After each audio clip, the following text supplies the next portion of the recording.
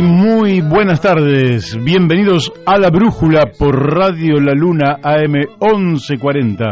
Son las 17 horas y un minuto de este viernes 10 de diciembre de 2021, Día Internacional de los Derechos Humanos y en la Argentina también el Día de la Democracia.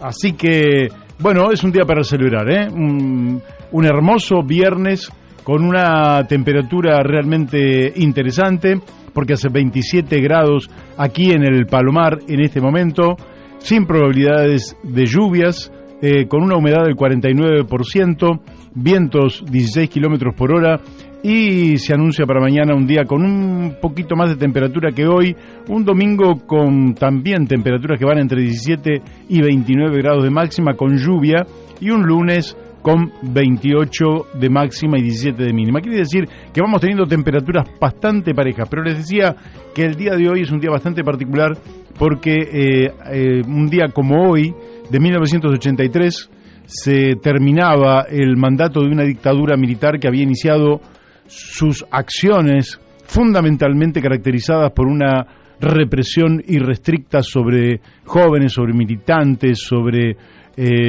sectores organizados que en toda comunidad reivindican cuestiones estudiantiles en algunos casos, gremiales en otro, barriales en otro, sindicales de todo tipo, y se desató el terrorismo de Estado en forma absolutamente abierta a partir del 24 de marzo de 1976, lo que significó una noche terrorífica de muchos años que se terminaban aquel 10 de diciembre de 1983 con la asunción del presidente Raúl Alfonsín, que había llegado a la presidencia casi en forma sorpresiva para muchos, incluso para la mayoría de los encuestadores, dado que daban por ganador al peronismo.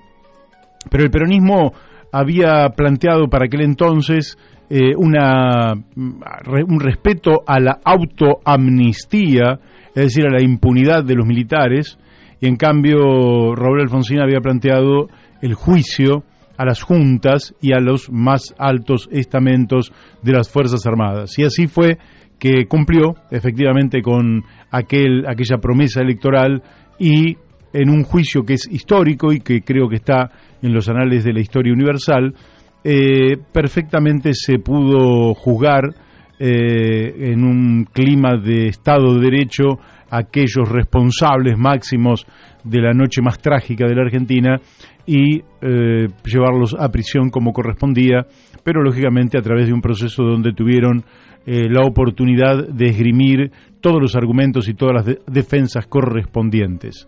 Bueno, aquel 10 de diciembre queda como, diría yo, el inicio de esta etapa democrática, una de las más extensas de la historia argentina, pero además muy consolidada desde el punto de vista institucional. Digamos que ya 38 años después, a nadie se le ocurre que pueda haber un conjunto de militares o de lo que fuera que puedan asaltar el Estado y gobernarnos a los argentinos. Los gobernantes de este país en los tres niveles del Estado, nacional, provincial o municipal, los elegimos nosotros, acertamos, erramos, son mejores, son peores, pero los elegimos nosotros y cada 2 o 4 años tenemos la oportunidad de renovarlos.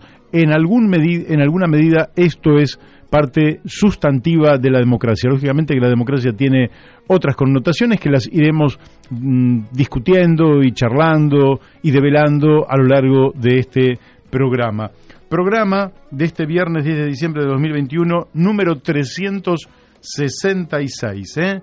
Y bueno, dado que es este día con tanta connotación, les quiero contar que vamos a tener 3 invitados que para mí son invitados de lujo. Uno es el periodista, pero actualmente diputado provincial en Santa Fe, Carlos Del Frade, con quien vamos a hablar sobre el tema de la violencia en Rosario, el tema de la política, la justicia, la policía, los bancos, las financieras, el negocio inmobiliario, qué pasa con esta violencia y quién apaña esta violencia. Pero además vamos a estar hablando de todo lo que tiene que ver con los puertos privatizados por donde salen la inmensa mayoría de nuestros cereales y donde nuestros granos van en gran proporción de contrabando, restándole al Estado Nacional cuantiosos dineros que lógicamente después se transforman en el famoso déficit fiscal. Vamos a estar hablando también sobre la cuestión de Vicentín.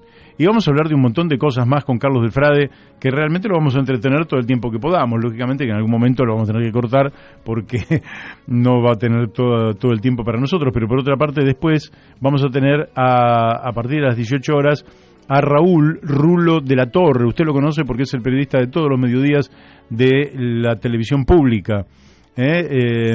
Donde él, en una línea que se va a superponer en algún sentido con la de Carlos, nos va a hablar un poco de este tema de las deudas y las deudas que se hacen al interior de las empresas. O sea, yo le pido a mi tía un crédito de $1.000 y entonces le pido al Estado que me entregue los $1.000 que yo le debo a mi tía. Y un poco en esos préstamos intrafamiliares, intraempresas lógicamente multinacionales, se producen sobrefacturación.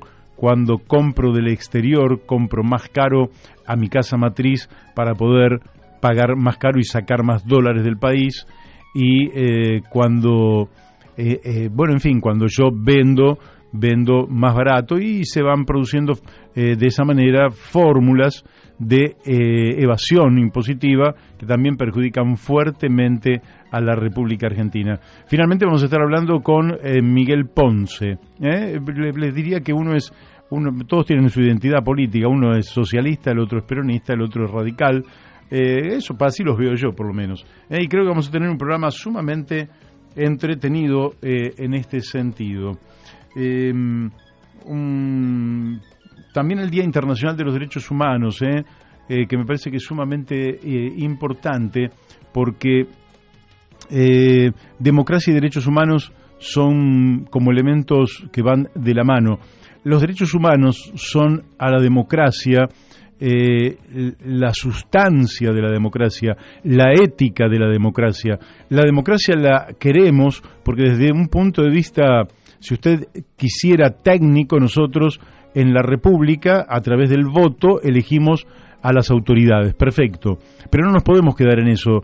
La democracia significa que, como decía Raúl Alfonsín, con la democracia se come, se cura y se educa. Es decir, la democracia tiene otras connotaciones. Tiene connotaciones que tienen que ver con la dignidad humana, con el respeto por las personas, con el debido proceso frente a cada situación particular, con la presunción de que todos somos inocentes hasta que se demuestre y pruebe fehacientemente lo contrario, que todos somos sujetos de derecho y que tenemos el derecho a una vida digna, que todos en democracia también, por tanto, tenemos deberes que cumplir y que no podemos dejar de hacerlo. El deber de los niños es ir a la escuela, es estudiar.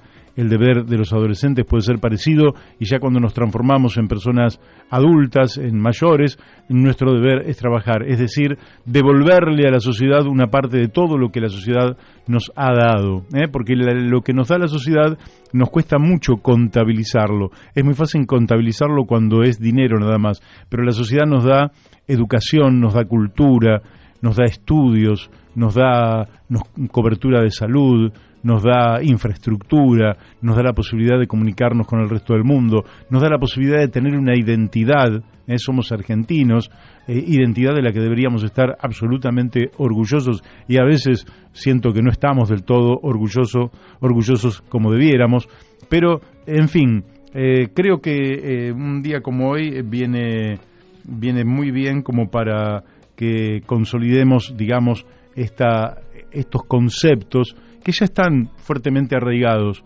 A ningún chico se le ocurre pensar, como sí ocurría en otras épocas, que bueno, tiene que venir un hombre autoritario a la Argentina a resolver los problemas.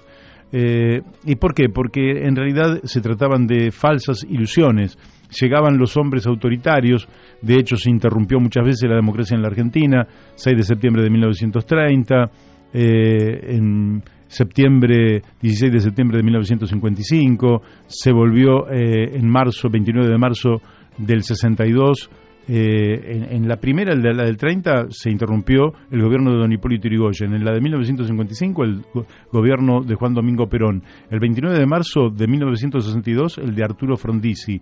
El 28 de junio de 1966, el de Arturo Illia. Y el 24 de marzo de 1976, el gobierno de Isabel Martínez de Perón. Es decir, fueron golpes donde llegaron efectivamente esos hombres autoritarios, esa llamada de Leopoldo Lugones allá por 1929 cuando dice llegó la hora de la espada, es decir, que habría una espada que resolvería todos los problemas de la Argentina, y la verdad es que esas falsas ilusiones devinieron en una constante decadencia de la Argentina, en un fracaso sistemático y lógicamente que eran simplemente una ilusión. No hay personalidades que con una varita mágica resuelvan los problemas de la Argentina.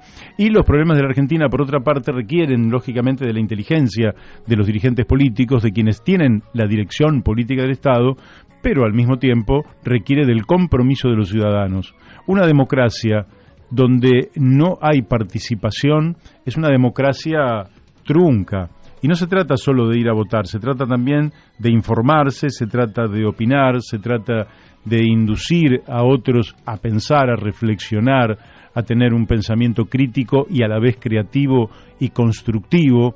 Es decir, la democracia es una interacción permanente entre los ciudadanos de un lugar, de un país o de una ciudad, y en esa interacción vamos creando justamente esta profunda cultura democrática donde nadie es más que nadie, y donde todos somos esencialmente iguales. Y esto también trae consigo una connotación hermosa, porque en nuestro himno siempre lo decimos, se nombra tres veces la palabra libertad, pero también se dice ved en el trono la noble igualdad, y la Revolución Francesa, observando las limitaciones de la propia palabra libertad, dijo libertad, igualdad y fraternidad. Es decir, que en eso estamos, una lucha que no se interrumpe, que es una lucha de todos los días y sobre la cual deberemos insistir permanentemente. Creo que ya estamos en contacto con el diputado provincial de Santa Fe, Carlos Delfrade. Carlos, muy buenas tardes. Hola Mario, buenas tardes, un gustazo hablar con vos, ¿cómo andás? Bueno, igualmente para mí es un gusto, que hace rato que no hablamos y bueno, siempre nos llegan a nosotros tus notas, porque además de ser diputado seguís escribiendo, seguís ejerciendo tus tareas de investigador, de periodista, de difusor, no solo de información, sino de opiniones, y entonces vamos a tratar de explotarte todo lo que podamos en el día de hoy, hasta donde el tiempo te dé a vos. Me parece bárbaro, muchas gracias Mario. Bueno, mira, nosotros llegamos básicamente al oeste del Gran Buenos Aires, también a la zona norte del Gran Buenos Aires, un poco a la capital federal, y aquí lo que más llega, y por eso yo puse en el flyer de hoy como tema central, aunque no va a ser el único que vayamos a tratar, el tema de la violencia en Rosario. Es decir, lo que impacta mucho en nuestra zona es observar que ha habido una enorme cantidad de crímenes a lo largo del año, que hace ya muchos años que estos crímenes se vienen repitiendo, que da la impresión de que hay mafias organizadas consolidadas y que pasa el tiempo y no terminan de desmantelarse. Y entonces alguien se pregunta, ¿qué pasa con la política? ¿Qué pasa con la justicia, con la policía, con los bancos, con las financieras, con los negocios inmobiliarios y todo aquello? Porque da la impresión de que es imposible que existan estas mafias y que aparentemente nadie da cuenta de las mismas en el orden de las instituciones. Decinos cómo está la situación y cómo es esa red. Sí, en realidad es un tema como todo que genera un proceso histórico que es lo que hay que marcar. Nosotros tenemos 3 fechas fundamentales existir. Tal vez una de ellas, y la más importante, sea el año 2013, porque en el año 2013 lo matan a quien era el líder indiscutido de la banda de los Monos, una banda narcopolicial. Este también es un detalle no menor, las bandas siempre son narcopoliciales. A partir de ese momento se empiezan a producir una serie de venganzas que tienen como objetivo una doble meta. Por un lado, recuperar, entre otras cosas, el territorio usurpado o traicionado, y por otra parte, devolver el dolor que le produjo a la familia Cantero el asesinato del líder de los Monos, como era el Pájaro Cantero. Ese año, en el 2013, se producen 264 homicidios en el departamento Rosario, la mayor tasa de homicidios de la Argentina, cuadruplicaba en aquel momento la tasa de homicidios de Rosario a la Argentina. Tremendo. Y eso marcó un hecho que hasta el día de hoy no se ha podido corregir, a mi entender, porque justamente la naturaleza de las bandas de narcomenudeo, de ser narcopoliciales, exige del poder político la limpieza de los micros de corrupción de la policía provincial. Y eso hasta el día de hoy no se pudo hacer, porque pueden más, por ahora, los intereses mezquinos de los grandes partidos que lograr un acuerdo de por lo menos 5 puntos, entre otras cosas, para eliminar esos nichos de corrupción de la policía provincial. Mientras eso no se logre, tenemos a la policía provincial más preocupada por dar zonas liberadas que darle seguridad a nuestro pueblo. Y ese es, a mi entender, el problema básico que hace que se reproduzca la violencia, con un aditamento más. Pasan los años y lo que empezamos a ver es la facilidad con que se da otro de los grandes 5 negocios que tiene el capitalismo, que es el contrabando de armas, y que hacen que chicos muy pero muy jóvenes tengan un arma y con eso crean que puedan tirarle hoy a un negocio y pasar dentro de 2 semanas a cobrarle como contraprestación de la extorsión, de no volver a tirar a cambio de dinero. Eso es impactante, porque empieza a verse a muchos chicos muy pero muy jóvenes, Mario, con un material de armas sofisticado que parece ser internacional, lo cual nos vuelve a ese gran negocio del capitalismo que es el contrabando de armas, junto al otro que es el narcotráfico. Y después lo otro que vos decís, que para mí es fundamental, a los partidos grandes tradicionales les cuesta muchísimo hablar de lavado de dinero. Las cifras que tiene hoy la Argentina sobre lavado de dinero, investigación de lavado de dinero, son ridículas, lo cual marca que mientras siga el negocio, que es la circulación de dinero,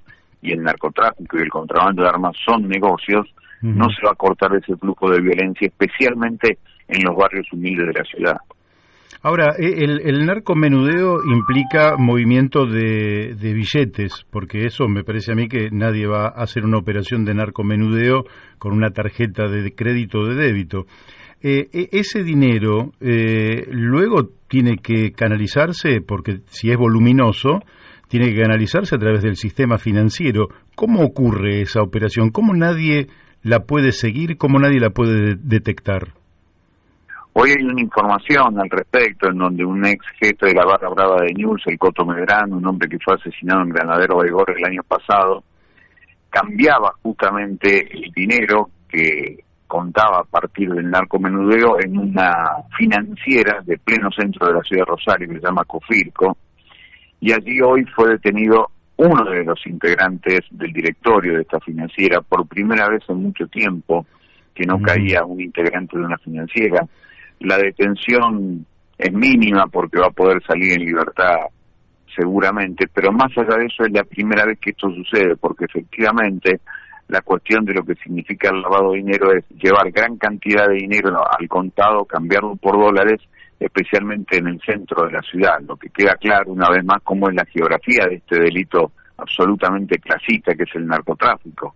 La sangre joven derramada en los barrios y en el centro de la ciudad el lavado de dinero así, en casas de cambio, en mesas de dinero, en todo aquello que genera justamente el lavado de dinero. Mientras eso no se corrige, insisto, todo lo demás termina siendo papel picado o termina siendo un gran negocio para las empresas que venden tecnología de seguridad al Estado cada vez que se declara una emergencia en seguridad que por el término de un año hace que el Estado provincial compre lo que sea como para hacer una especie de culbito para la tribuna, para hacerle ver a la gente que están haciendo algo cuando compran cosas que en realidad son más o menos útiles, pero lo más útil sería un acuerdo político para terminar con el lavado de dinero e, insisto, con los nichos de corrupción de la policía provincial que tiene a su cargo el control de los territorios.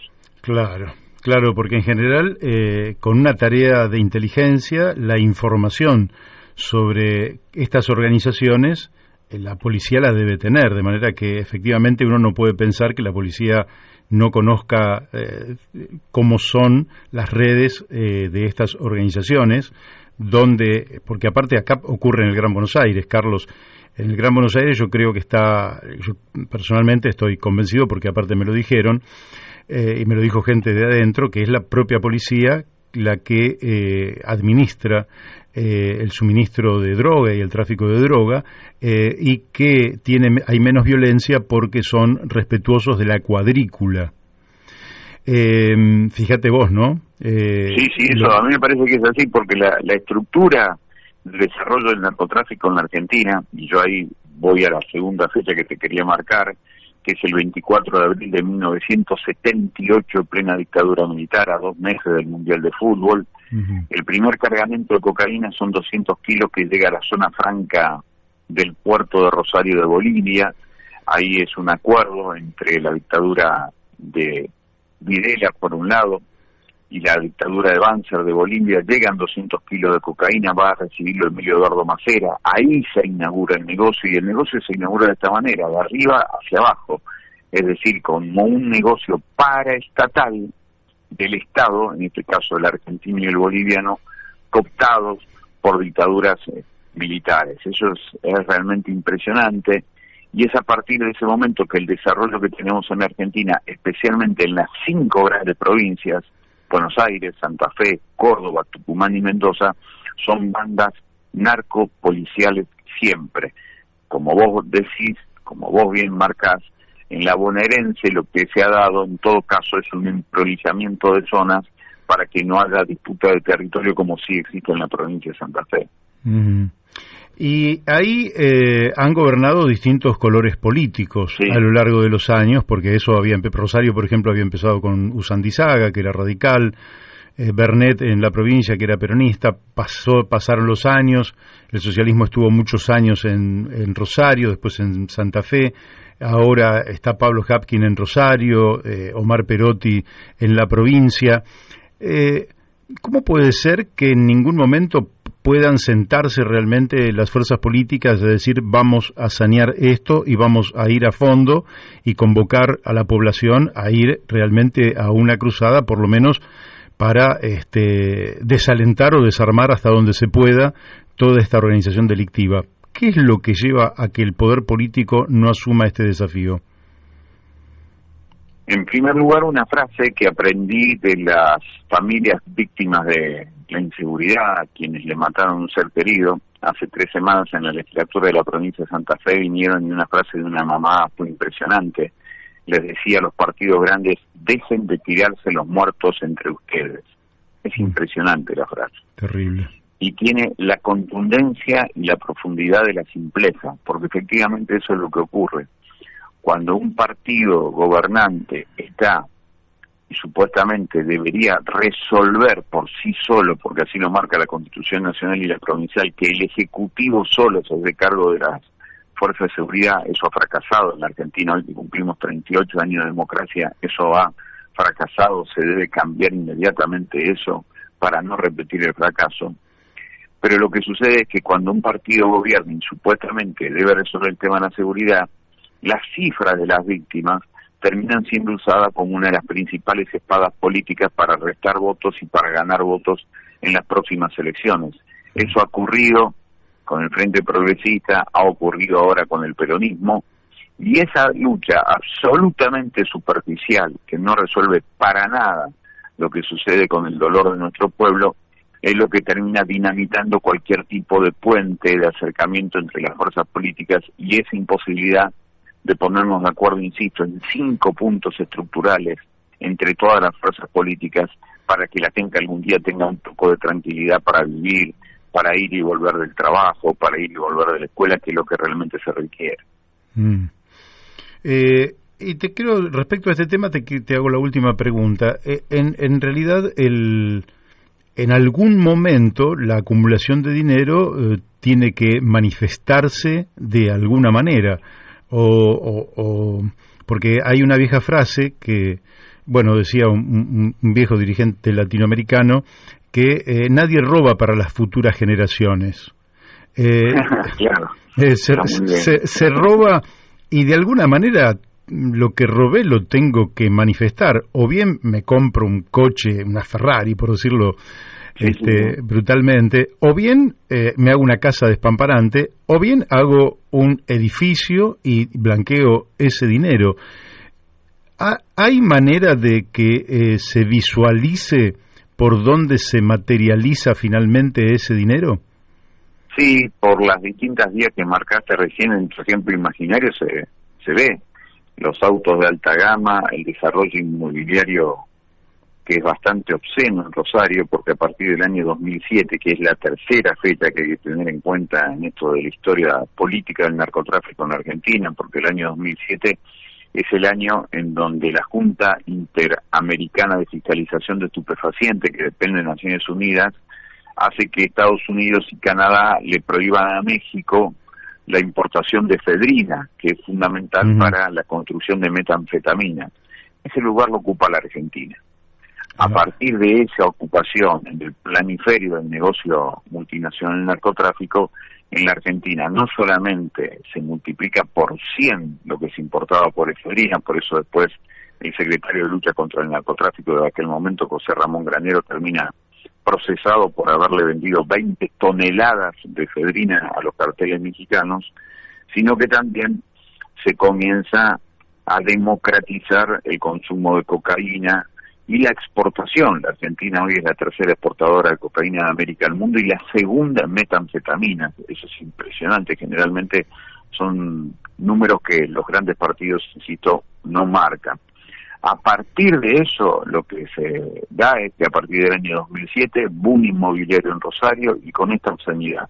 Hoy hay 60.000 familias con necesidades habitacionales dignas en Rosario y hay 70.000 departamentos vacíos, la mayoría de los cuales fueron construidos justamente en los últimos tiempos, demostrándose que uno de los lugares por donde va el flujo del narcotráfico tiene que ver con esto del desarrollo inmobiliario, de hacer casas de última generación para que nadie viva, sino para lavar dinero. Ahora te dije que era la última, pero era la anteúltima. Ahora, por estos micrófonos, un analista internacional, Eduardo Bior, nos habló sobre la imposibilidad de tener confianza en la DEA. Vos acabas de decir del narcotráfico ya ahora desbordando la Argentina como una red de naturaleza internacional, y mucha gente piensa que, bueno, la DEA está armada por los Estados Unidos para combatir el narcotráfico, y él dice, y nos dio algunos elementos. Hace muchos años saltó el tema de los Contra de Nicaragua, ¿no? Sí. Y entonces, ¿qué ocurre? Dice que hay agencias de los estados que necesitan manejar dinero en negro, que no puede ser justamente dinero presupuestado, que en definitiva de una o de otra manera puede tener algún tipo de control, sino que necesitan manejar dinero en negro, y que ese dinero en negro lo logran justamente supervisando, administrando y organizando el narcotráfico. Esta versión que nos dio este analista, ¿vos la observás como factible, como observable, digamos, que no podemos confiar, digamos, en supraorganismos extranjeros para en la idea de terminar con el narcotráfico? Sí, absolutamente. Cuando Richard Nixon crea la DEA, el 1 de julio de 1973, se hizo con la excusa de combatir al narcoterrorismo. Era una especie de segunda etapa de la doctrina de la seguridad nacional. Se llamó en aquel entonces la doctrina de seguridad continental, con la excusa de combatir el narcotráfico. Eso generó desastres en poblaciones enteras, como México, como Colombia, como Brasil, como Paraguay, como Perú, como Bolivia, y la DEA efectivamente se terminó convirtiendo en el organismo estadounidense que regula fundamentalmente quiénes son los exportadores de las sustancias vinculadas a los psicoactivos hacia Europa, fundamentalmente lo que pasaba con la marihuana, con la cocaína y ahora también con la droga sintética. Sí, yo creo que la DEA está, por sobre todas las cosas, para la regulación del comercio, del narcotráfico de América hacia el resto del mundo. No está para darle seguridad a la gente, además está junto a la CIA en el trabajo permanente de generar más control social que seguridad. Por eso aquellos que se presentan como los oficiales de las Fuerzas de Seguridad Nacionales, como por ejemplo Gendarmería, que trabajaron para la DEA,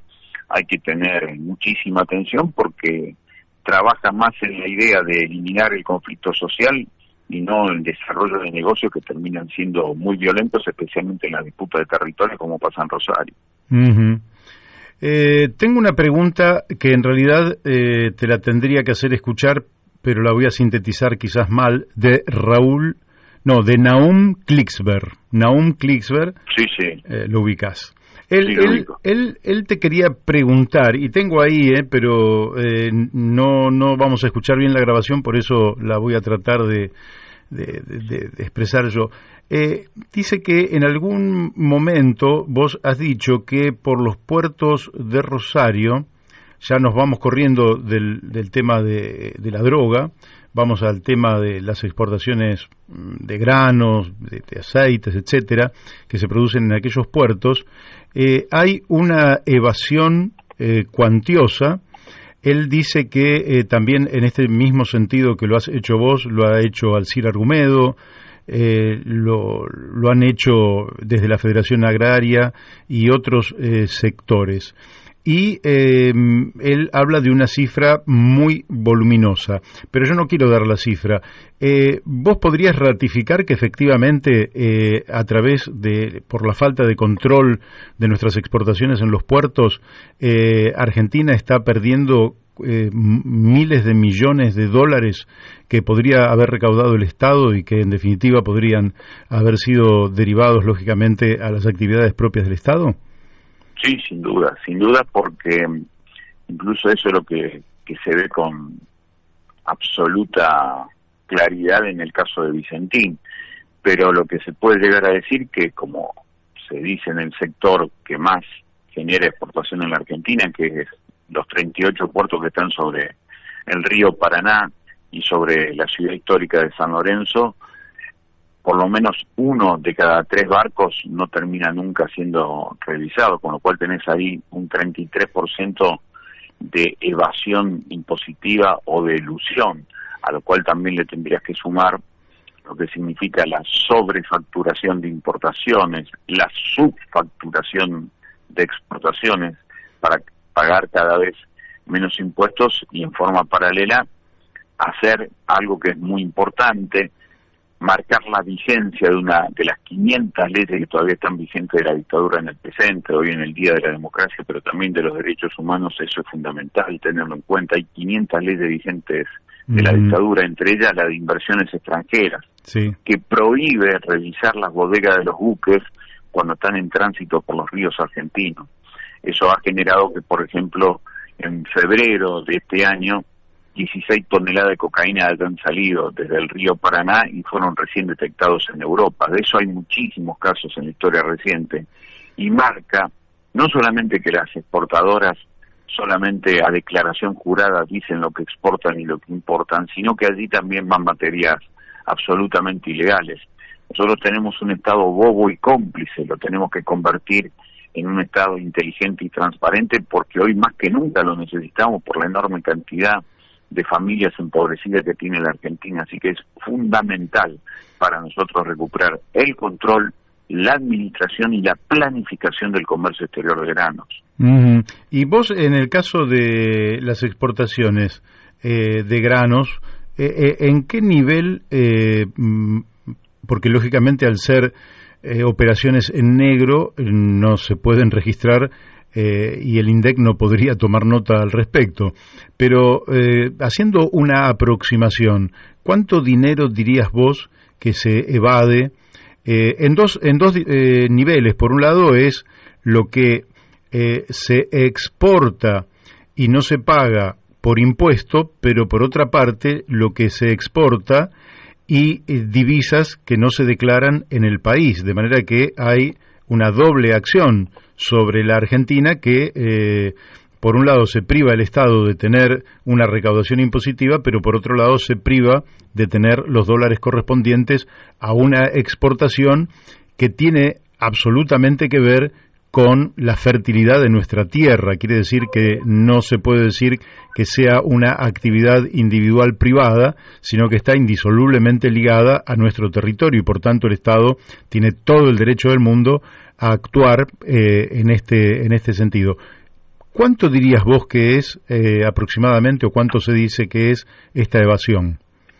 Hay distintos cálculos. El que a mí me gusta decir, porque me parece que es el más serio de todos, es partiendo de esa base que es lo que se comenta de diferentes organismos acá en los puertos del Paraná, es que si hay un 33% por lo menos de evasión sobre una exportación total que el año pasado fue de 50.000 millones de dólares, estamos hablando de por lo menos 15.000 millones de dólares que se van de la Argentina casi con seguridad.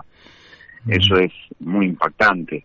Alcira llegaba a ubicar esa cifra en 30.000 millones de dólares, pero lo cierto es que la cifra es igualmente monumental, porque después hay algo muy importante para mí, es una lucha histórica nuestra, que el artículo 126 de la Constitución Nacional, que se hizo durante el tiempo de lo que fue la guerra genocida contra el Paraguay, le impuso a las provincias desde entonces no cobrar derechos a las exportaciones. Eso es tremendo, porque por ejemplo, este año por la provincia de Santa Fe salieron 13.000 millones de dólares y no se cobró un peso, habiendo utilizado el aire, el agua, la tierra, la capacidad de la gente, los sistemas comunicacionales, la educación, todo de Santa Fe, no queda un peso, entonces nos queda después 800.000 personas por debajo de la línea de la pobreza.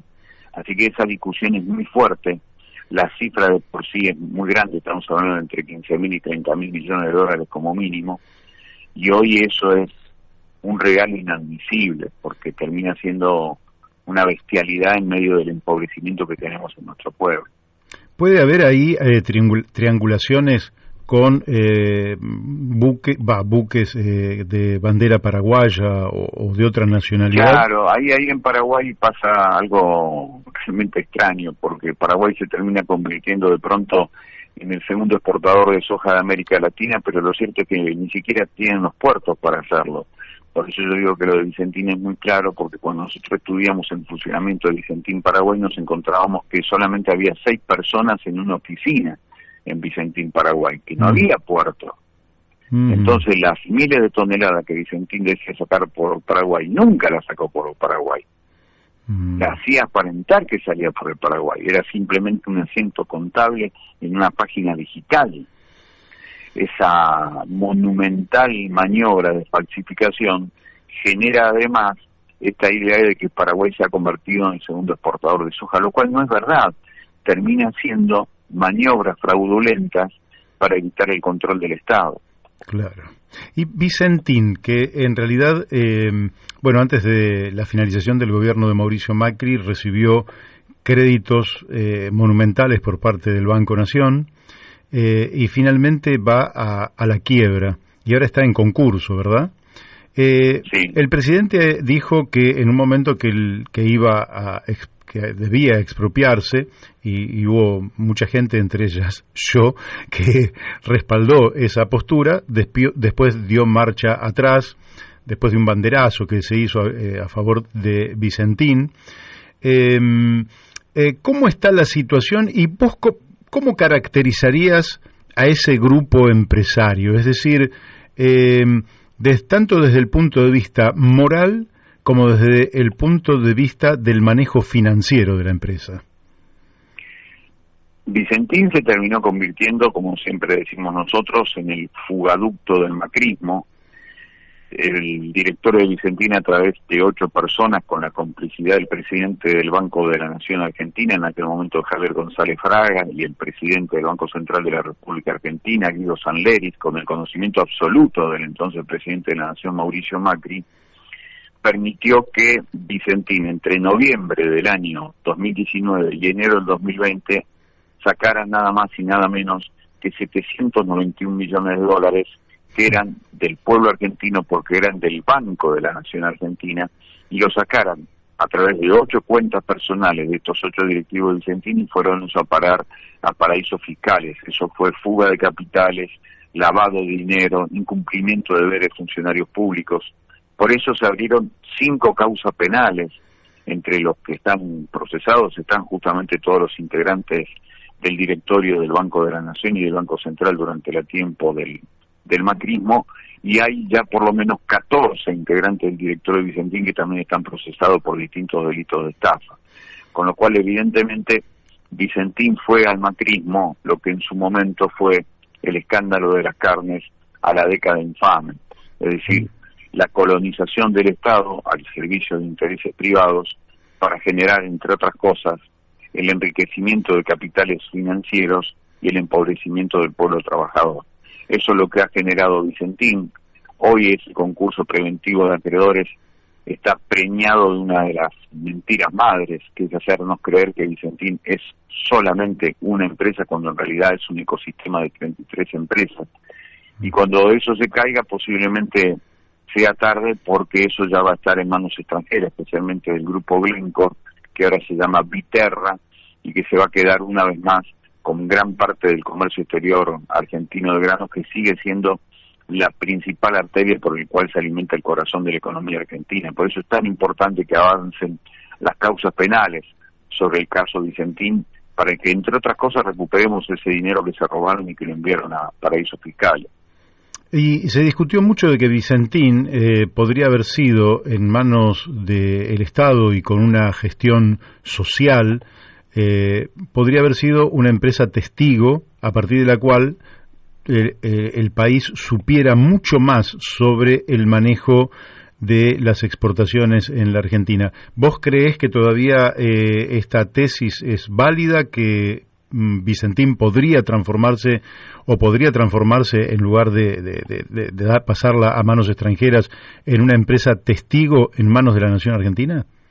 Sí, yo estoy convencido que Vicentín tiene que ser una empresa pública con participación mayoritaria estatal por la deuda que tiene Vicentín con el Banco Nación, pero con la participación de trabajadores, de productores, de cooperativas, de universidades públicas, para hacer algo distinto y superador de esa otra también antinomia bastante falsa de capital privado y capital estatal, porque haríamos algo transparente, diferente, eficiente, salir realmente de ese brete que generalmente la historia nos ha puesto. Entonces me parece que sería algo realmente muy importante, porque la presencia estatal por lo menos garantizaría la defensa de los intereses nacionales, y por el otro lado la presencia de las universidades, la presencia de las cooperativas, de los trabajadores, también garantizaría el interés privado, y las universidades la transparencia. Me parece que sería algo distinto, nuevo, que nunca se hizo y que sería muy importante empezar a hacerlo. Bien, relacionado con porque efectivamente es un ecosistema, ¿no? Ahora hemos hablado de toda la parte que está sobre el terreno, por decirlo así, firme, la tierra firme, pero todo esto está de cara al Paraná. Y el Paraná, por donde salen todas estas riquezas del país, para que puedan entrar esos grandes buques, ha sido dragado de manera sistemática, y esto ha traído una enorme cantidad de consecuencias. Una de esas consecuencias es que en el léxico de mucha gente se ha transformado el Paraná en una hidrovía, cosa que es un dislate, porque no es una hidrovía, es el río Paraná. Y al mismo tiempo lo han transformado culturalmente en una hidrovía, le han causado un impacto tremendo a través de este dragado. ¿Qué nos podés informar, vos que sos diputado en Santa Fe y que venís siguiendo de cerca todo este tema, sobre el impacto ambiental que viene teniendo el dragado del Paraná? El dragado y sobredragado, Mario, porque incluso en los últimos pliegos de las licitaciones para justamente concesionar la explotación del dragado, balizamiento y peaje del río Paraná, ya se habla de sobredragado, con lo cual ese sobredragado tiene que ver con los intereses de las multinacionales que impusieron este modelo extractivista en la Argentina. Ese sobredragado ha generado desbarrancamientos en el río Paraná. Tal vez el más fuerte ocurrió a mediados de este año cuando se cayó una parte de lo que se conoce como el Parque España, en el centro de la ciudad de Rosario, pero los menos conocidos en la zona de islas ha generado una afectación muy pero muy fuerte a la biodiversidad del río Paraná que todavía no ha sido calculado. A eso hay que sumarle lo que significó la destrucción del 18% de la selva amazónica de parte del gobierno de Bolsonaro cuando permitió la explotación minera, la explotación también agropecuaria que se está haciendo en el Amazonas, dicho y admitido por los propios ministerios de Brasil. Eso generó la desaparición de lo que se llaman los ríos voladores, lo que alimenta de agua al río Paraná, que tiene casi 5.000 kilómetros de largo y casi 1.800 en la zona del Brasil. Y entonces se produjo por tercer año consecutivo una bajante que nadie había calculado el Paraná, porque siempre la teoría, la especulación, la hipótesis sobre la cual se trabajaba era la creciente, la inundación que podía producir el Paraná. Así que todos estos hechos, que son políticos, económicos, planificados, producen una destrucción de la biodiversidad que realmente sus resultados hasta ahora no están mensurados, pero son muy graves. Por eso nosotros decimos que es fundamental recuperar soberanía ambiental y soberanía económica para intentar democratizar algo de la felicidad en la Argentina. Nos parece hoy la consigna del momento. Si no se vuelve a tener soberanía sobre la biodiversidad, es muy difícil adquirir otra soberanía.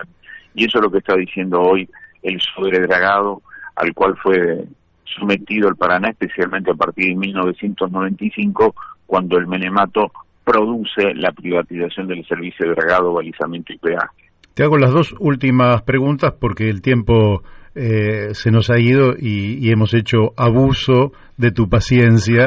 Así Espero que no haya sido aburrido para la gente. No, para mí, yo creo que no, al contrario, ha sido más que interesante. Te quiero preguntar por los humedales, es decir, que hay bueno, una ley de humedales, pero han pasado cosas con los humedales, desde incendios a... Contanos un poquito cómo está esa situación. Nosotros hemos sufrido en los últimos 5 años la pérdida de miles de hectáreas por lo que significa el incendio provocado intencional por distintos intereses económicos. El interés económico de desarrollos inmobiliarios en la zona de humedales, el desarrollo de feedlots clandestinos para criar ganado en las islas, porque como hay soca hasta la maceta, ahora la pampa la trasladan a las islas. Entonces los feedlots clandestinos aparecen allí.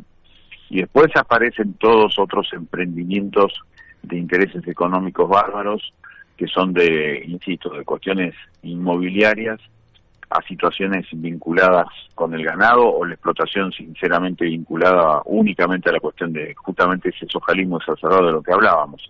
Así que me parece que esos temas están marcando una vez más, por un lado, el problema de jurisdicciones federales, porque cada provincia tiene una determinada jurisdicción sobre los humedales y este tema obliga a pensar que ya quedó viejo ese sistema de jurisdicciones, que ya hay cuestiones que son absolutamente regionales, entre otras el cuidado de los humedales, y que más allá de que no sea la jurisdicción de determinada justicia federal de determinada provincia o de determinada justicia provincial, ya hay que trabajar hasta donde se puedan, pero de forma absolutamente relacionada y coordinada para justamente evitar los incendios y penalizar al que incendia intencionalmente eso, como en su momento generó una modificación de la ley forestal España hace algunos años atrás, para que durante 50 años no se explote por ningún tipo de interés comercial el lugar en donde antes había sido incendiado. Eso lo debemos hacer ley, tanto en cada una de las provincias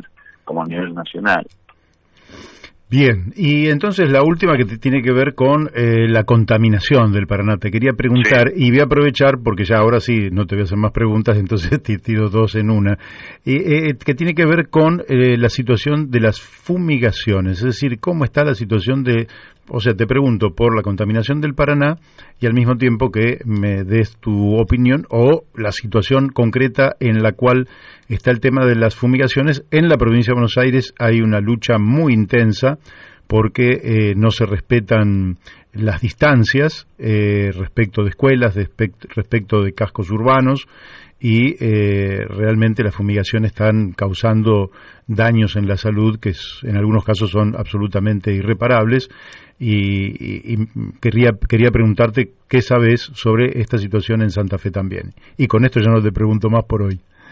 La contaminación en el río Paraná ha quedado también al descubierto con la bajante. Nosotros en agosto hicimos primero una serie de imágenes a través de una avioneta que contratamos para mostrar cómo había efluentes de las grandes empresas, la mayoría multinacionales, que tiran cualquier tipo de basura sobre el Paraná. Eso se veía con una especie de paleta multicolor que sobre el agua marrón del Paraná dibujaban verdes, amarillos, rojos, azules profundos, y eso eran las demostraciones claras de que había sustancias tóxicas que van al Paraná. Después, en octubre, hicimos esa recorrida, pero ya a través de un bote, y ahí se pudo detectar que había por lo menos 100 caños que tiraban basura al río Paraná, distintas sustancias tóxicas, 75 de los cuales eran vertimientos industriales y 25 cloacales. Allí realmente la contaminación es seria y grande. Esto no es actual. En 1987 alguna vez estaba trabajando lo que se llamaba la Comisión Intermunicipal de Medio Ambiente, en donde se había hecho un informe sobre todas las sustancias tóxicas que se tiraban al Paraná. O sea que del 87 hasta acá hay una gran impunidad de parte de las multinacionales sobre lo que significa, cómo se afecta el río Paraná con la contaminación. Y después lo de los agrotóxicos, para nosotros es vital. Ya hemos presentado 3 veces un proyecto de ley de agrotóxicos en la provincia, no hay también a nivel nacional, pero esto tiene que ver con la subordinación de la biodiversidad a lo que significan los intereses del modelo extractivista.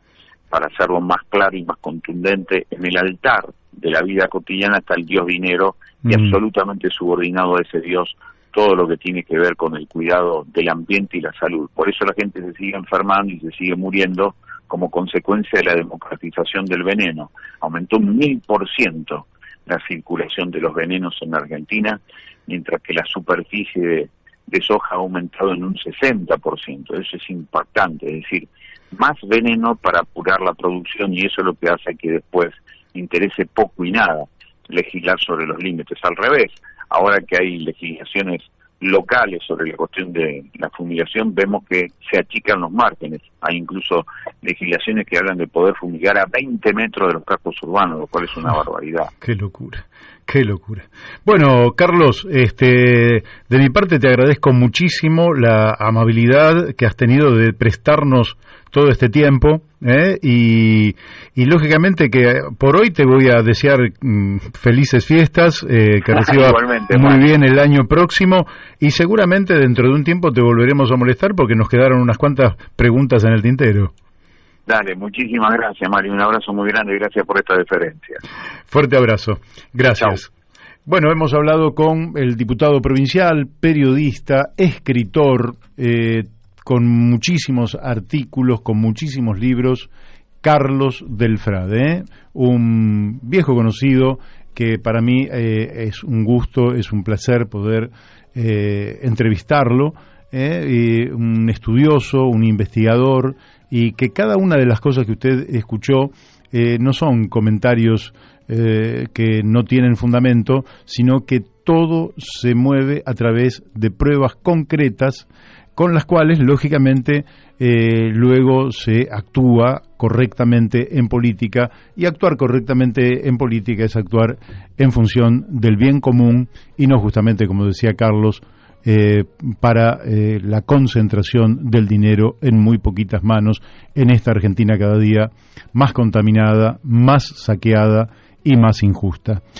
Bueno, son las 17:55, vamos a la tanda de la radio, y a las 18 horas nos estaríamos comunicando con Raúl Rulo de la Torre.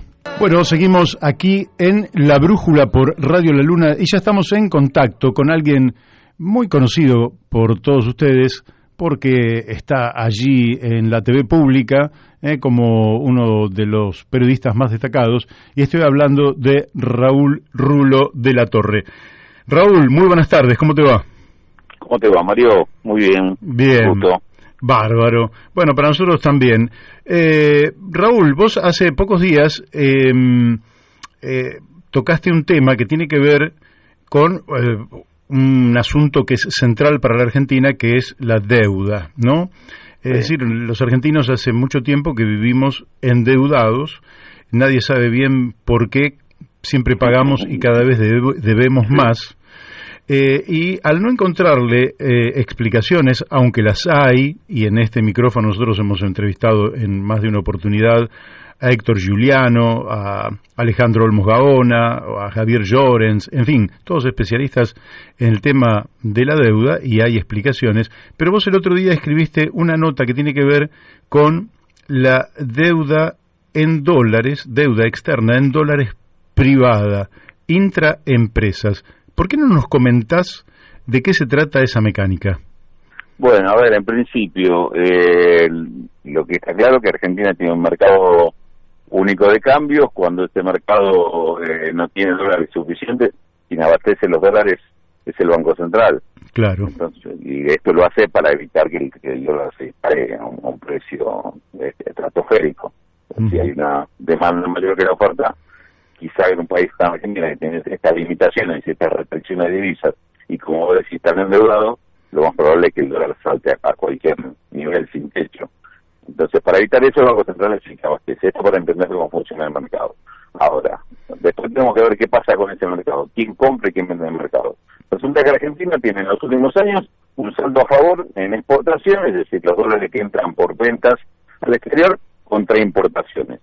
Este es balance comercial, esto es favorable.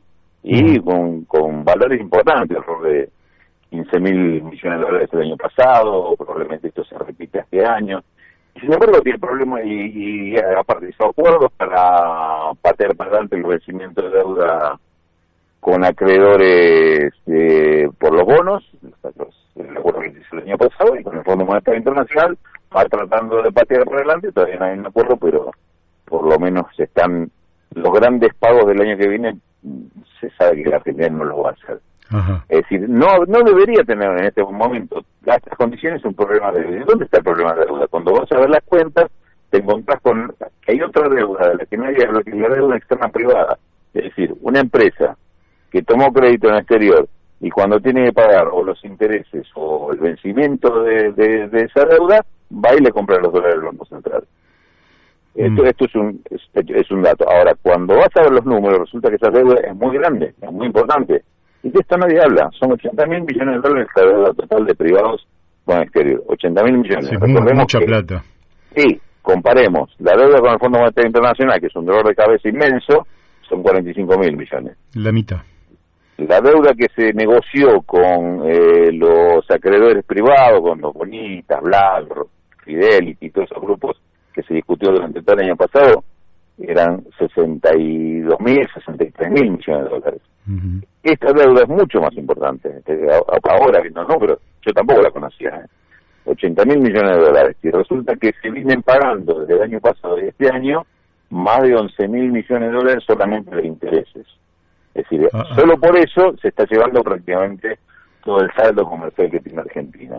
Argentina exporta, le sobra plata sobre lo que importa, y esa plata, en vez de reforzar al Banco Central sus reservas, se está yendo por pagos de deuda privada. Ahora, el detalle, que es algo que vos mencionaste en la presentación, que de esos 80.000 millones, que sería bueno averiguar uno por uno, a ver quiénes son los que deben tanta plata al exterior, hay 34.000 millones, casi la mitad, que son deudas de empresas radicadas en Argentina con sus empresas vinculadas en el exterior. Es decir, o puede ser una sucursal de un banco que le debe la carta matriz del banco, puede ser una empresa que también es la filial argentina de una empresa casa matriz a la cual le debe la empresa, o empresas que le deben al propio banco que es parte del mismo grupo empresario. Claro. Entonces ahí empieza el problema. Estas deudas tan grandes de las empresas con sus propias empresas vinculadas, ¿son deudas reales o son autopréstamos?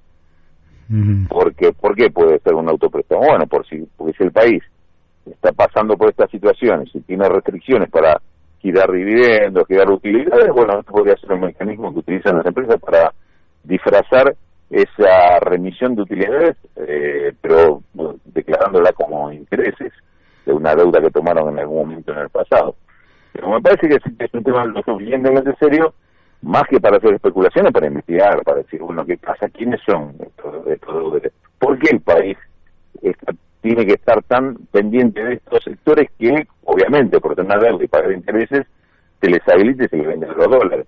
Cosa que hoy a un turista que se quiere de exterior y sacar el pasaje en cuenta no se le dan, porque no se le puedan dar, no hay dólares. Pero la restricción para el turista no rige para el deudor, la empresa deudora con el exterior, aunque esa deuda sea con una empresa que sea de la misma familia, digamos, de la misma del mismo grupo empresario. Son cuestiones que me parece que merecen una mirada en investigación mucho más profunda, porque estamos hablando nada menos que, uno podría decir, el principal problema argentino, ¿no? El tema de la deuda, el tema de los dólares, el tema de cómo incide, si uno dejara correr, si sube el dólar, cómo incidiría eso en los precios, en la inflación. Un problema muy serio, y estamos encontrando, por lo menos esto fue lo que detecté y fue la nota que vos estás comentando, que publicamos, es un dato que me parece como muy fuerte como para que ni siquiera se mencionen los análisis de esta cuestión. Sí, y realmente es cuando hablamos de una potencial, posible maniobra al interior de una empresa, es decir, por ejemplo, de una empresa radical en la Argentina con su casa matriz en el exterior, las maniobras, insisto, potenciales de sobrefacturación o subfacturación son muy difíciles de detectar. ¿Cómo podría ser el Estado, por ejemplo, para realmente producir una investigación que lleve a observar si efectivamente se trata de una actividad comercial transparente o de maniobras que lo que buscan es esto que vos decís, fórmulas para llevar los dólares al exterior a través de todo este tipo de maniobras? ¿Cómo haría el Estado en ese caso? Sí, en principio decir que esto que estás mencionando vos es que hay una gran sospecha que con estas maniobras que se hacen sobre el comercio exterior se podrían estar fugando cifras muy, muy importantes. Algunos hablan de 10.000 millones de dólares por año, otros hablan de 20.000, incluso otros hablan de unas cifras mayores todavía. Pero en cualquier caso, estamos hablando de cifras muy, muy importantes, mucho más de lo que necesitaría el país para estar equilibrado en este tema, nada menos. Resolviendo parte de ese problema, Argentina no tendría los problemas que tiene en materia de divisas y de balance cambiario. Entonces, me parece que merece una atención especial este tema. Uno es el que estábamos mencionando, el tema de la deuda, y el tema de comercio exterior por otra parte. ¿Qué es lo que se sospecha? O por lo menos, ¿qué es lo que se comprueba en algunos casos? Que las empresas cuando exportan no declaran todo lo que exportan, declaran menos, entonces una parte, en vez de exportarlo legalmente, es como que lo contrabandean. Es decir, no pagan impuestos sobre esa parte y además no ingresan las divisas que resultan de esa parte que no declararon. Entonces hay claramente una maniobra de fuga y de evasión. Fuga porque esa plata no se declara, por lo tanto no se liquida al Banco Central la entrada de esa exportación, y evasión porque no se pagan los impuestos que corresponden pagar sobre esa cantidad. La otra operación con las importaciones, la anterior es una operación de subfacturación, que facturo nada más que una parte de lo que vendo afuera. La de sobrefacturación de importaciones, operación al revés. Cuando compro, digo que compro más de lo que en realidad compré. Entonces, le saco al Banco Central, si compré $100, pero en realidad declaro que compré $150, le compro al Banco Central, al valor del dólar oficial, 150, porque estoy declarando importar 150 y tengo que pagar 150 de ahora, como en realidad compré 100, pago los 100 y me quedo con los 50. Aquí lo puedo llevar al mercado negro, venderlo en el blue, al contado con líquido, lo que sea, y hacerme la diferencia. La diferencia puede ser tranquilamente el doble de lo que compré con los dólares. Si por ejemplo compré los dólares pagando los 100 pesos, 205 y lo vendo a 200 o 210. Entonces eso es directamente una estafa al propio Banco Central, porque estoy comprando con un fin unos dólares y lo estoy desviando para otra actividad. Entonces, o haciendo diferencia con eso, o con un valor que está fijado justamente para poder permitir importar, no para que hagas una diferencia y te lo lleves al bolsillo. Esto pasó mucho, y digo que esto se sabe que pasó porque ya se descubrió. Digamos, en el caso de las exportaciones, Vicentín fue un caso claro. Se descubrieron este tipo de maniobras de subfacturación de exportaciones, y dejaban la plata en el exterior, y entonces iban como vaciando la empresa acá y dejando los capitales en el exterior.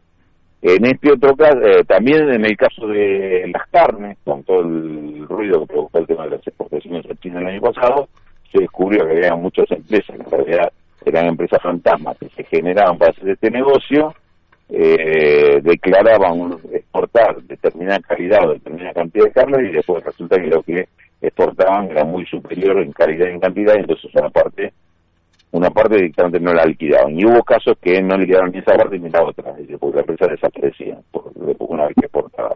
Entonces no entraba, las exportaciones no se liquidaron nunca, porque cuando le iban a buscar la empresa ya no estaba. Entonces, estas maniobras que se han descubierto en Chico, inclusive la FIP con el asunto de exportación de granos, pero está encontrando otras maniobras, embarcaciones que cruzan los granos a Uruguay, o se lo llevan a Paraguay para después de ahí venderlo, pero de acá salen de contrabando directamente. Todo este tipo de operaciones que hasta ahora se están descubriendo en Chico, se sospecha que podrían estar también operando en exportaciones de mayor nivel, de mayor volumen, y también en otro tipo de productos, no necesariamente solo de origen agropecuario. Obviamente esto necesita un control más severo. ¿Cómo se hace? Y bueno, la verdad que tenés que reforzar todo lo que es el trabajo de aduanas.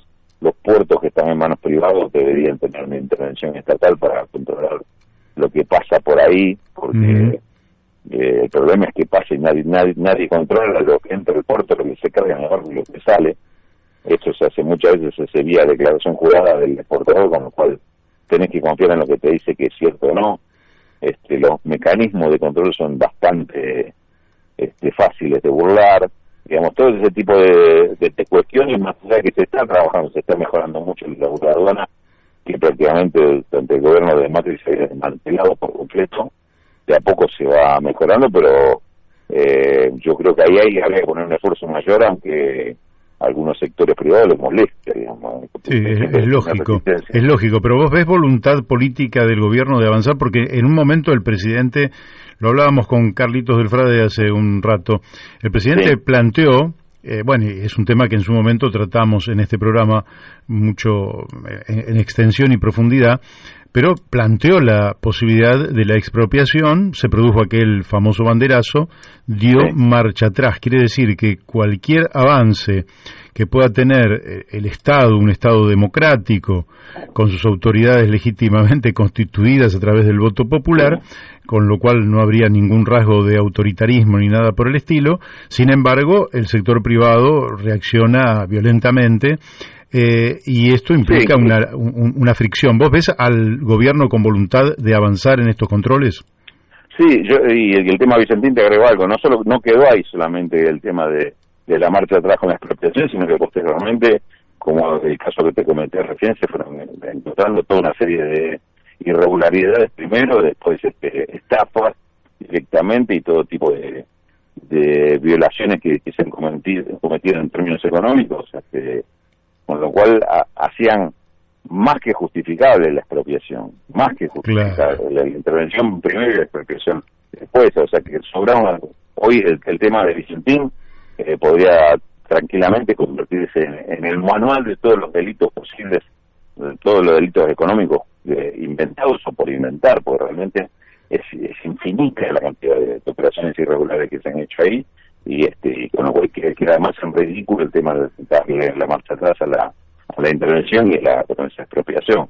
Con respecto a la pregunta de Garcés, a nivel del gobierno nacional parecería ser que hay excesivos condicionamientos para avanzar en este plano, ¿no? Porque obviamente esto significa enfrentarse con sectores muy poderosos. O sea, a nivel de funcionarios técnicos y equipos específicos, yo te diría que a la FIP hay que sacarle el sombrero, y lo que está haciendo aduana, lo que está avanzando en esto, sobre todo en los últimos meses, creo que es es meritorio. Yo creo que eso hay que saludarlo como una buena reacción la que está teniendo, la FIP que se está poniendo de pie y la aduana también, y sobre todo en esa zona de los puertos de Santa Fe para tratar de corregir lo que nunca se hizo o lo que se hizo mal. Pero, espero que no tengan nunca que enfrentarse con la dificultad de que alguien de arriba le diga, no, muchachos, no avancen más de ahí porque por ahí están molestando a alguien con quien no me quiero pelear.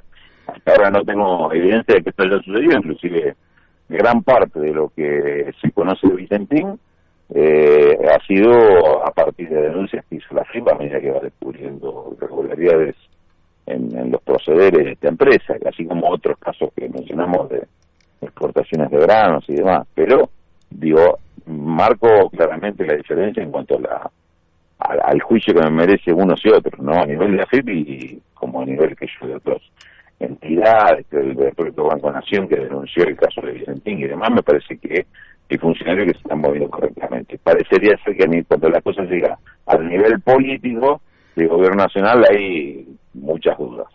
Uh-huh. O sea que ahí es donde se produce una cierta tensión, sí. Y esa falta de voluntad quizás es lo que haga que no se ponga en evidencia, por lo menos ante la opinión pública, una cantidad de delitos, vamos a decirlo entre comillas, porque... Mira, Mario, te doy otro ejemplo. Sí. Todo lo que hablamos al principio, de la forma que se está jugando, todo esto también. Esta es una forma que se está jugando plata en gran cantidad. A través de los créditos que se pagan, que quizás no sean créditos, sino que sean autopréstamos disfrazados de eso, la evasión con el comercio exterior, tanto la exportación y la importación, el funcionamiento de los puertos. Ahí está la gran evasión y ahí está la gran fuga de plata. Si me quieren demostrar que se está investigando porque me sacan la lista de la gente que compró dólares durante el 2016 a 2019 en el mercado de cambios, yo te digo, pero el que compró dólares ahí fue y lo declaró, entonces ese no debe ser un gran jugador. Claro. Es más, en esa lista estoy yo y todo el que en ese periodo compramos una propiedad porque tuvimos que comprar los dólares porque esa lista que nos faltaba para comprar, y fuimos y pagamos en una casa de cambio en un banco, cambiamos los precios del mismo rol por los dólares para poder comprar una propiedad, porque si no ponían los dólares no podía comprarla. Claro. Bueno, yo compré en 2017, por ejemplo. Y de votar en la lista, en 2017 con el mismo banco donde tengo mis ahorros, le dije, cámbienlo por dólares, así puedo pagar la operación. Si no hice nada irregular, sí, no puse nada, no hice nada negro, hice todo en el mismo banco, aparte. Cobré, cambié y pagué desde el mismo banco. Ahora, y yo tenía esa lista. ¿Qué me dice esa lista entonces? No me dice nada, digamos. Los que compramos, seguramente los que compramos formalmente las cosas y declarándolas, no lo hicimos como grandes. Algunos grandes hará que hacen esa operación legal y por otro lado hacen la ilegal más grande. Pero esa lista no me dice nada, eso no es una investigación. Lo que publicó el año pasado el Banco Central, la lista de compradores de dólares, que muchos medios se dijo, tenemos la lista, los 10 primeros, quiénes son, y qué sé yo. La verdad que no era una cosa importante. Importante es esto otro. Importante es otro tipo de fuga de los grandes operadores en el mercado de comercio, en el mercado financiero.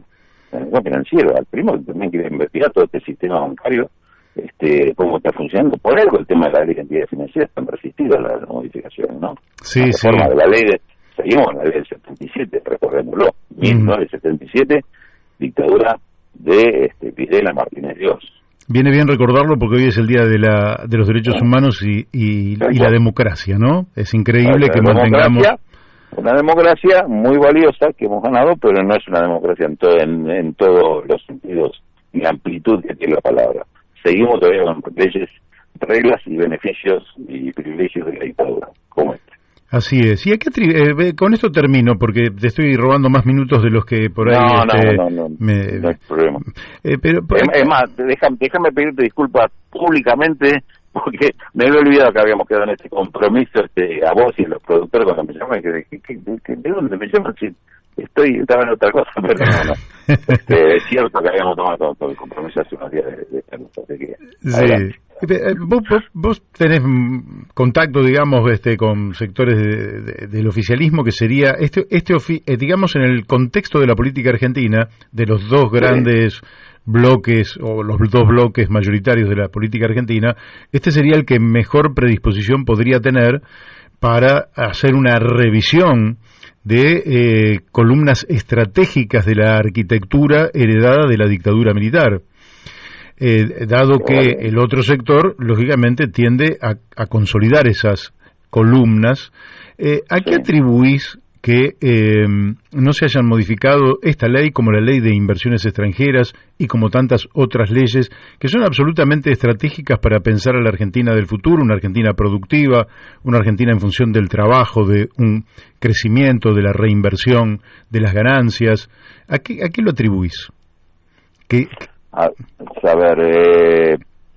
La dictadura no fue no solo la dictadura, sino que fue un proceso que transformó políticamente a la Argentina y nos dejó una herencia de un modelo y un pensamiento neoliberal que yo creo que atravesó a todos nuestros gobiernos posteriores, inclusive los democráticos, ¿no? Inclusive una consolidación del modelo neoliberal durante la época del menemismo y con que la Rúa en cierta manera también, y la otra herencia que deja es que a nuestros grandes movimientos populares también los dejó atravesados por esta misma contradicción. Hoy el peronismo me parece que es un partido o un movimiento que abarca pensamientos muy disímiles. Entonces vos tenés un pensamiento transformador que creo que tiene que ver más con su raíz política de los años 50,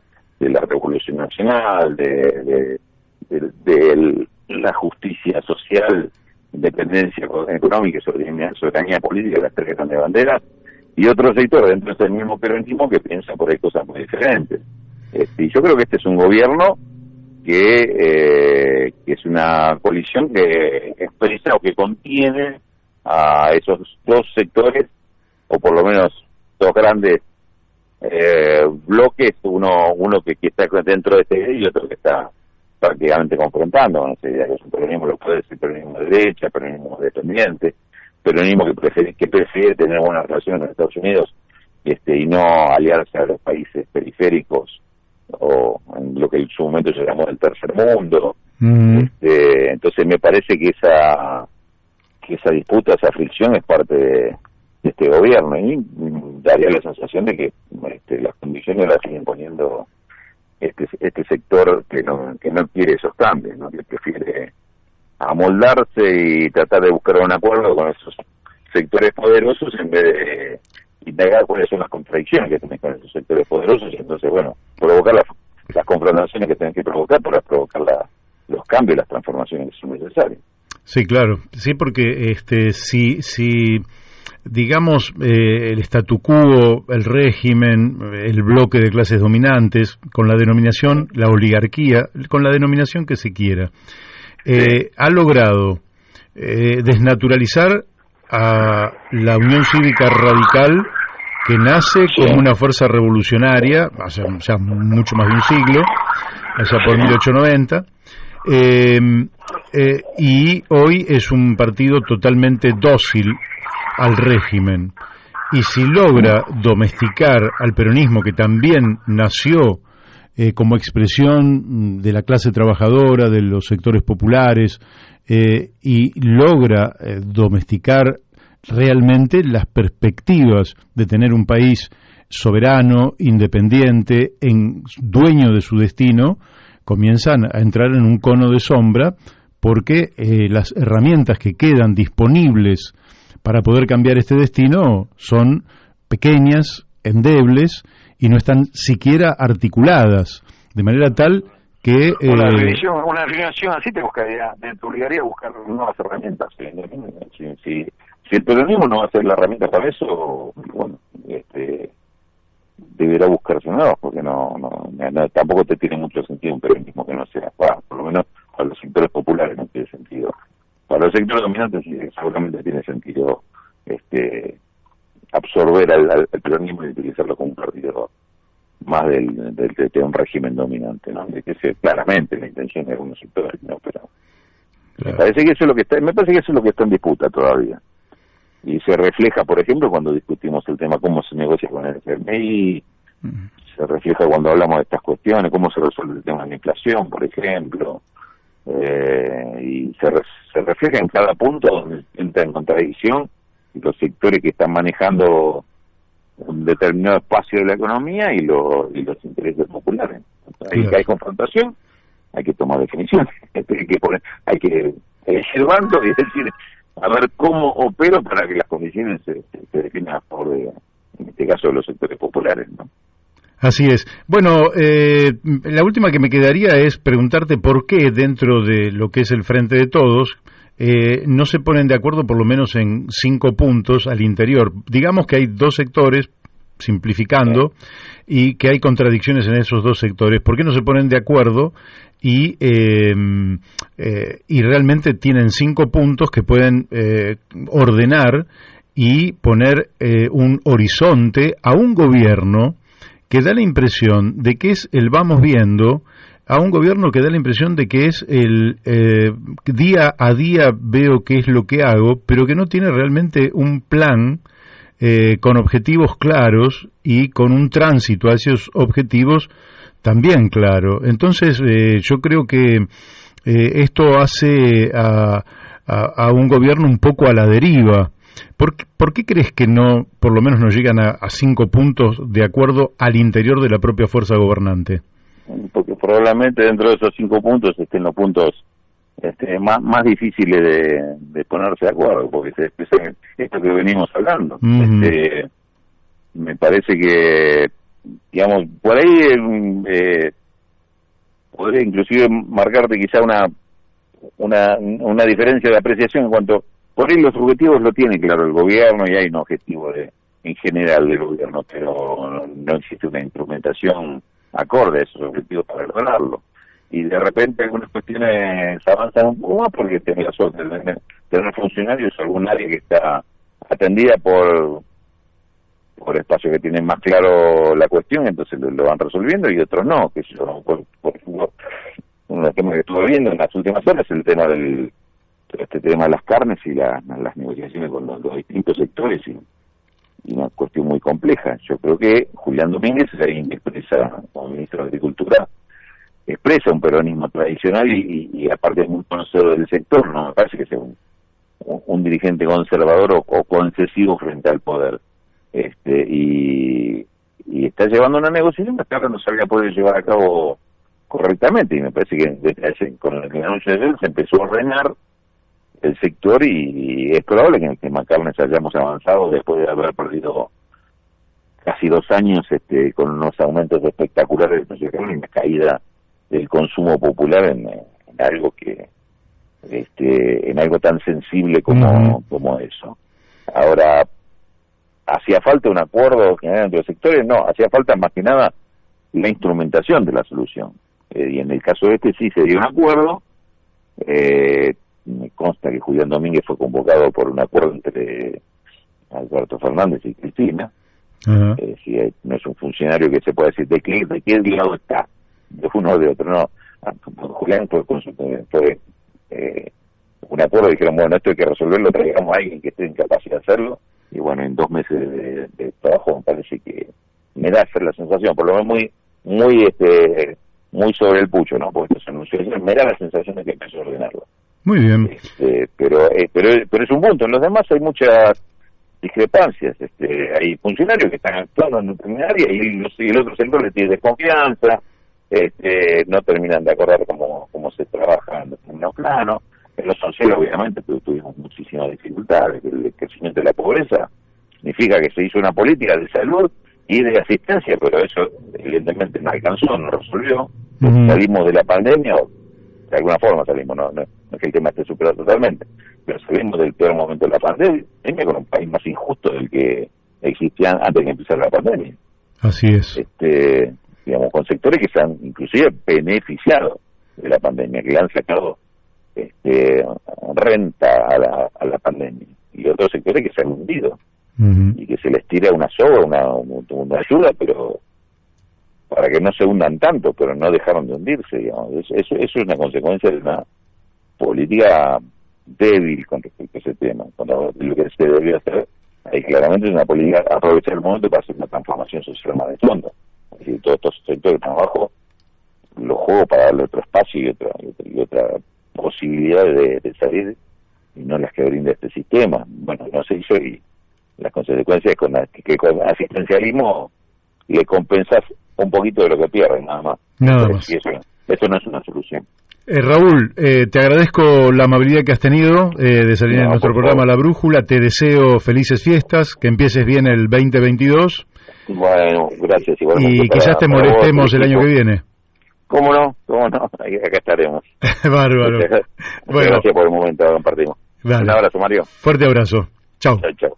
Bueno, hemos hablado con un periodista muy conocido, analista económico, Raúl Rulo de la Torre, y nos ha dado, bueno, su punto de vista, su información, y también nos muestra, cuando nosotros mantenemos estos diálogos, que gobernar la Argentina no es una tarea fácil, O sea, más allá de la concepción, lógicamente que los que están afuera resuelven los problemas con mucha facilidad, pero los que están adentro les cuesta, y para los que gobiernan les cuesta. Construir poder, en el caso del Frente de Todos, significó una alianza donde no todos sus componentes opinan igual, llegan al gobierno con una división de trabajo en la cual quien tiene el mayor volumen político queda en la vicepresidencia, y el presidente con escaso volumen político queda a cargo de la lapicera, y las contradicciones lógicamente saltan a la vista. Ya estamos en contacto con nuestro amigo Miguel Ponce. Miguel, ¿cómo te va? Buenas tardes. Muy buenas tardes, Mario, y qué alegría este 10 de diciembre poder compartirlo contigo. Seguramente hace 38 años estábamos en el mismo lugar. Seguro que sí, porque ahí estaba frente al Cabildo, claro. Allí cuando el pueblo unido jamás será vencido, y habíamos escuchado, como siempre, el preámbulo. Y habíamos escuchado el preámbulo, sí, efectivamente. Yo no voté a Raúl Alfonsín, pero ese día estuve, y te quiero decir que con el tiempo, esto lo digo para que vean que no me jacto de no haber cometido errores en mi vida, me arrepentí, digamos. Yo creo que era lo que no vi en ese momento. Con el tiempo creo que lo correcto en el 83 era votar a Raúl Alfonsín, que que es el iniciador, el líder con el cual se consolida la democracia en la Argentina, una democracia que para los chicos de hoy es como el agua para un pez, digamos, ni se dan cuenta, pero que en aquel momento era una conquista invalorable, y que todavía sospechábamos que estaba bajo la espada de Damocles, digamos, que todavía las Fuerzas Armadas tenían reservado mucho poder, y que siempre ellos, como guardias pretorianos, quisieron irrumpir en el escenario político en defensa, vaya a saber de qué valores, y todavía sospechábamos de que eso pudiera suceder. Felizmente hoy esto está consolidado, es el Día de los Derechos Humanos. Alfonsín también, y lo valoramos al principio de este programa, cumplió su palabra de llevar a los máximos responsables al banquillo de los acusados, que se hiciera el juicio a las juntas, y aquel juicio yo creo que es una de las grandes y más apoteóticas actividades de la democracia argentina en estos 38 años. Sin duda.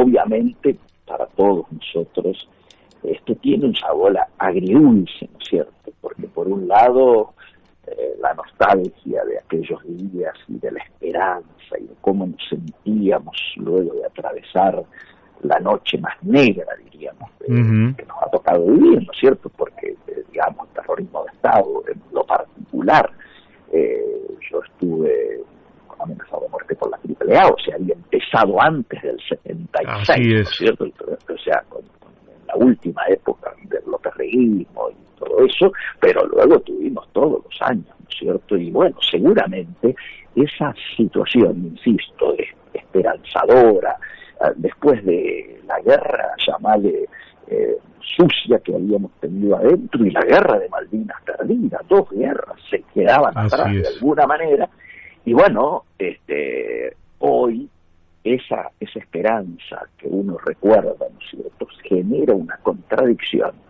porque como vos ponías en un avance del programa de hoy, claramente la democracia que había llegado, como decía Alfonsín, para permitir comer, curar y educar, obviamente está en déficit, ¿cierto? Es decir, está en falta, tenemos muchas cosas para alegrarnos, esencialmente lo institucional. A nadie se le pasa hoy por la cabeza la interrupción de un proceso democrático, pero por otro lado tenemos estas deudas, ¿no es cierto? Y por ahí la génesis habría que intentar verla precisamente en algo que venimos hablando contigo y que en todo caso cada día se manifiesta de manera, diríamos, más contundente, ¿no es cierto? Yo vengo contigo hablando de que estamos en un casi alucinatorio político, donde el proceso de decadencia que traemos desde hace varios años es como que se ha ido acelerando.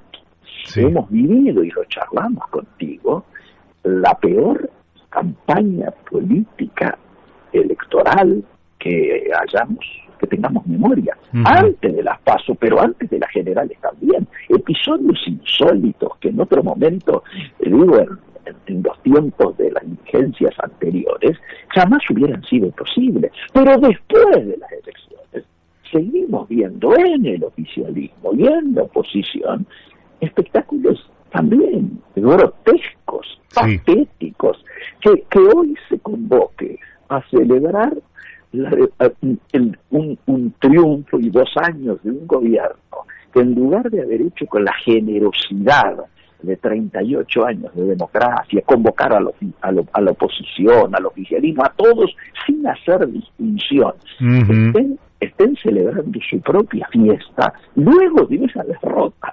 Esto es una cosa alucinante. Y por otro lado, la oposición, entre las declaraciones de preparados para volver todos unidos, los chicos del PRO, como si nadie conociese los problemas internos que hay entre Macri, Bullrich, el jefe del maquilloje de la Ciudad de Buenos Aires, el senador Rodríguez Larreta, y por otro lado, el radicalismo, dando este espectáculo que estamos viendo, donde la pelea y la danza de vanidades, ¿no es cierto?, por presidir bloques, espacios de poder, marcando esto que con vos venimos subrayando cada vez que charlamos, que es el divorcio entre la agenda de las mayorías populares y la agenda de las nomenclaturas partidarias, que solo piensan más en sus propios destinos personales, más que cuál es la agenda de preocupación hoy, la inseguridad,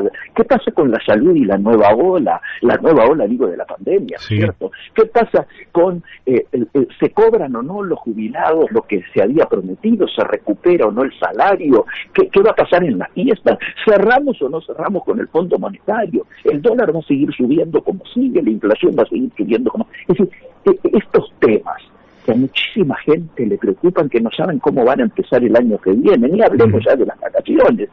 Es decir, ¿esto qué carajo tiene que ver con las disputas palaciegas por porciones de poder que claramente tienen mucho que ver con egos personales y muy poco que ver con las preocupaciones de la gente? Por eso fue tan importante y conmovedor el mensaje de Bullrich ayer, no Patricia, ¿no es cierto? Esteban Bullrich.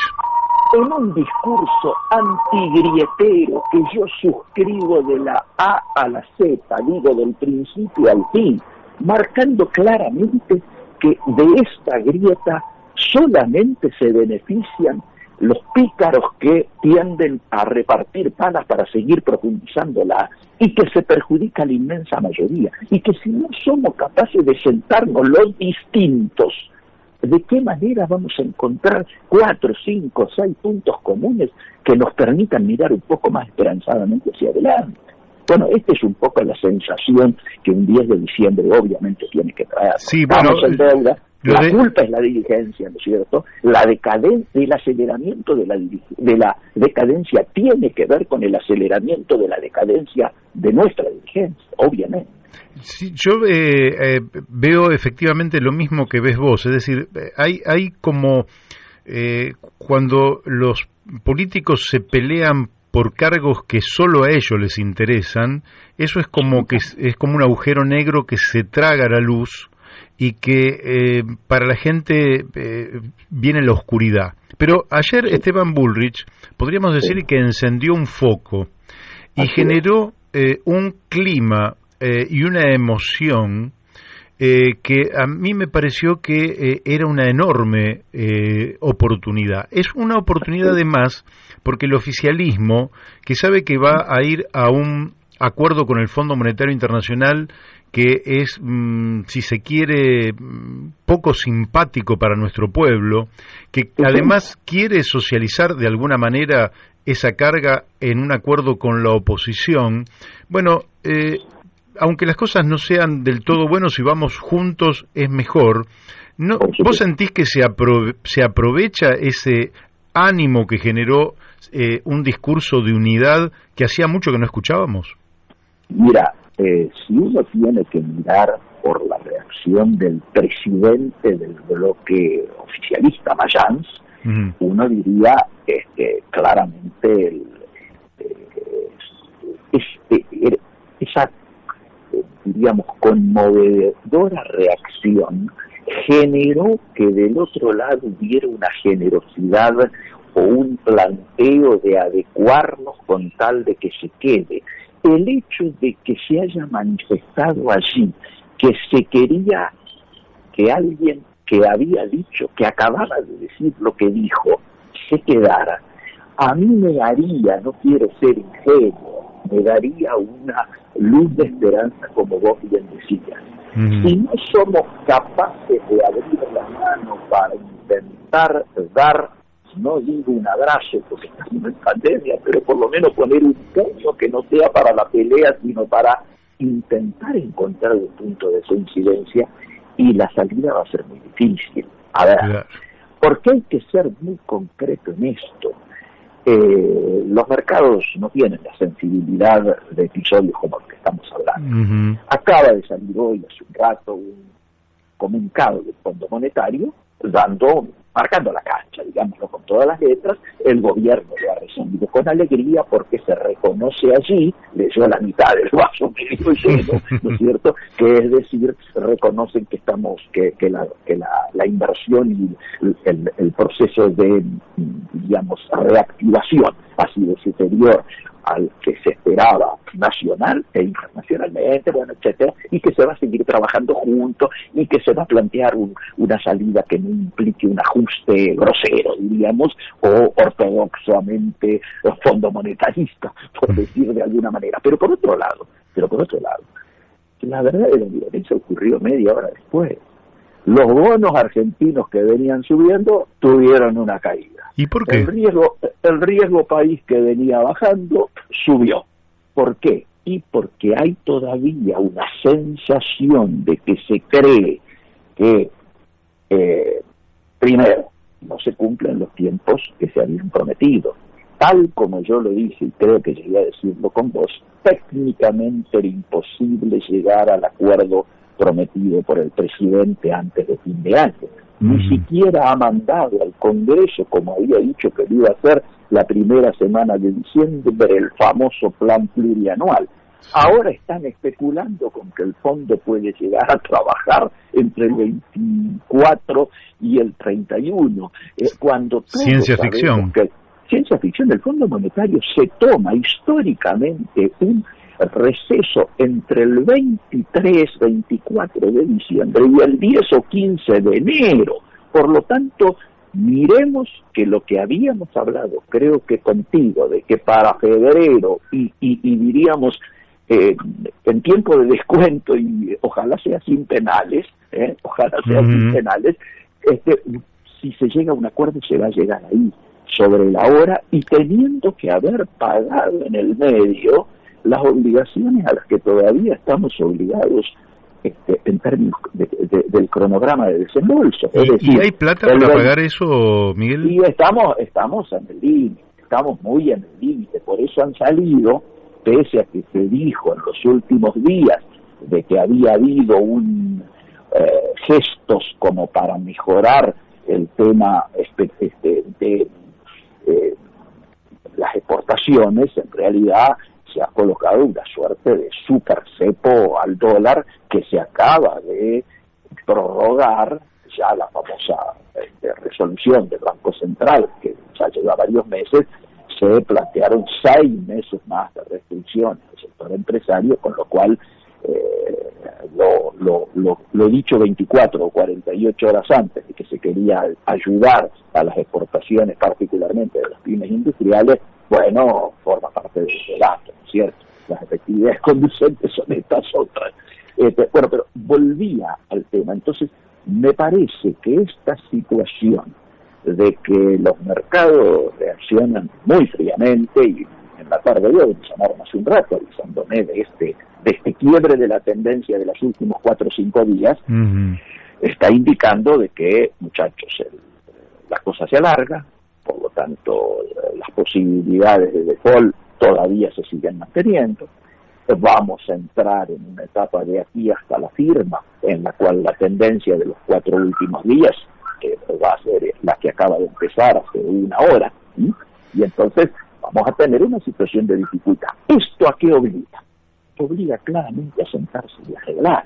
Me parece que lo de Mayans en el día de ayer, por primera vez un presidente de un bloque que ha dejado de ser mayoritario hegemónico desde el 83 para acá, está indicando un cambio de actitud en la línea de asumir que ya no son mayoría absoluta, que ya no pueden hacer lo que quieran, y entonces como el fondo va a pedir que lo que se le proponga primero al staff para luego ser elevado al board, después de estos números que han acercado esta semana y que vamos a conocer seguramente, o lo conocerá el equipo de economía más en detalle a partir del retorno de la misión que se está produciendo en estos momentos, mañana llegan a la Argentina, me parece que obliga a esto que Mayans ayer insinuó, la necesidad de tener que acordar.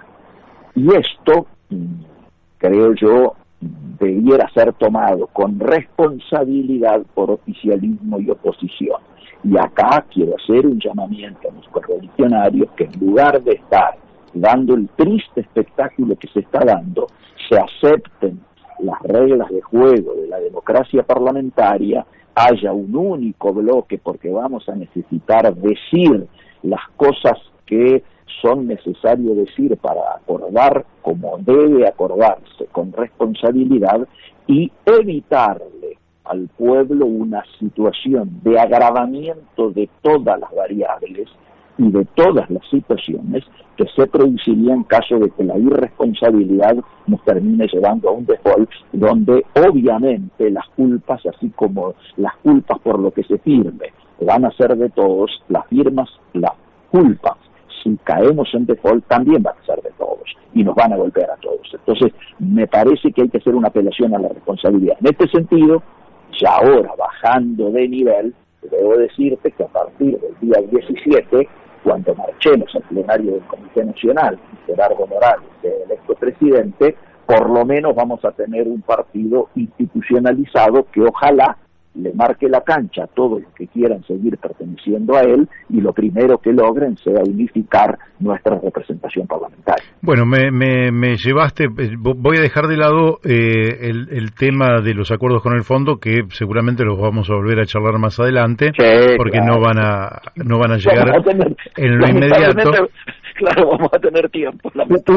Uno podría incorporar a esta mirada que el fondo que en realidad acometió un préstamo en circunstancias muy particulares tampoco tiene interés de llevar a la Argentina a una crisis de la cual el fondo mismo tiene responsabilidad. Total acuerdo. Ahí podríamos tener una mirada, pero dejemos eso por un momento.